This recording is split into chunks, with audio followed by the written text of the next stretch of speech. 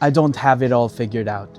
And I'm saying that because on social media, it may seem like I'm a perfect husband, a perfect father, a perfect pastor, a perfect follower of Jesus, but I am in no way, shape, or form perfect in all of those aspects of my life. One of my struggles is choosing to please people more than God, choosing to glorify myself more than God. Whenever I do ministries, when I preach in the church, when I sing in the church and lead worship, when I make videos like this, I have this temptation in my mind to do it for myself, to do it to please people, to do it for the applause of men, and not to do it for God. And I struggle with that every single day. Another temptation that I struggle with is lust.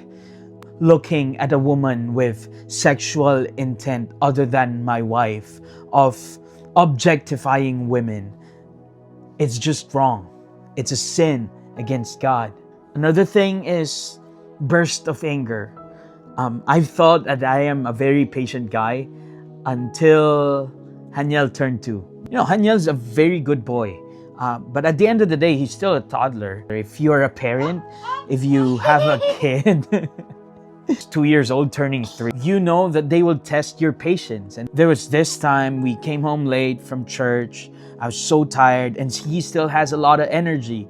We came home, he threw all of his toys around the living room, and then he said, "Daddy, I want to play more." But I was so tired, and so I got angry. I shouted at him. But right then and there, I caught myself. I told him that I am sorry. I should never lash out on my kid. And I struggle with that.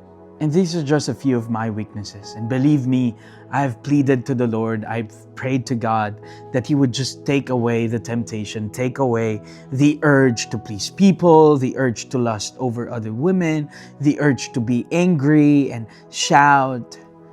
But it's not going away. And I am sharing this because I know that you have your own struggles too. I know that you're also battling temptations in your life. And my first encouragement to us is that whenever we fall, choose repentance.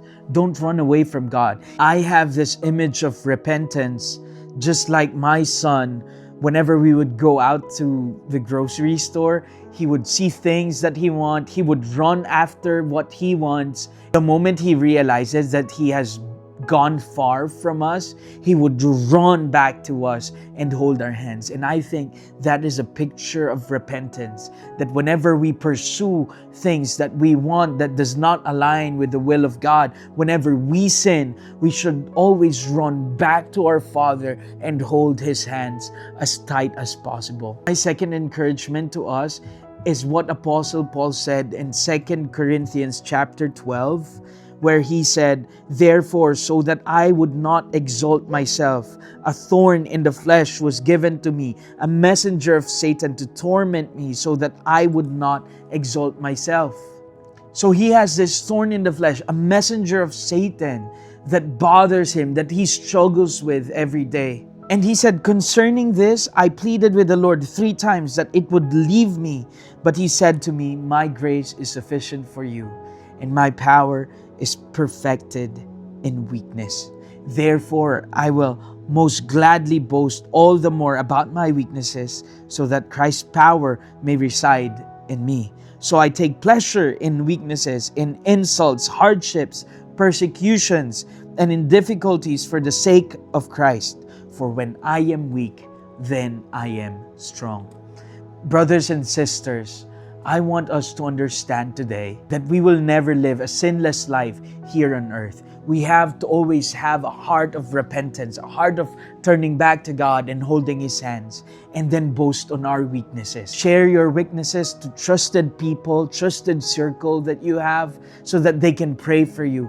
And then when you boast on these things, don't say, "Oh yeah, I will never lust again," or "Yeah, I will never be angry again." Oh, say, Oh yeah, I will never please people. I will only please God. Because when we say those things, we are boasting on our strength rather than boasting on our weaknesses. So instead of saying those things, you know what? I struggle with pleasing people. I struggle with lust. I am tempted to be angry and lash out on my son. And when we have that posture, it becomes a posture of humility. God, I need your grace. I need your forgiveness. I need your strength, so that I may not fall into those temptations. And His promise is this: His grace is sufficient for you and for me.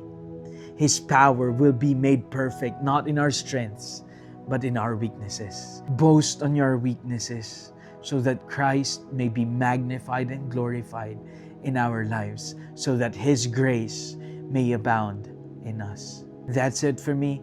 You have a blessed day. Bye-bye.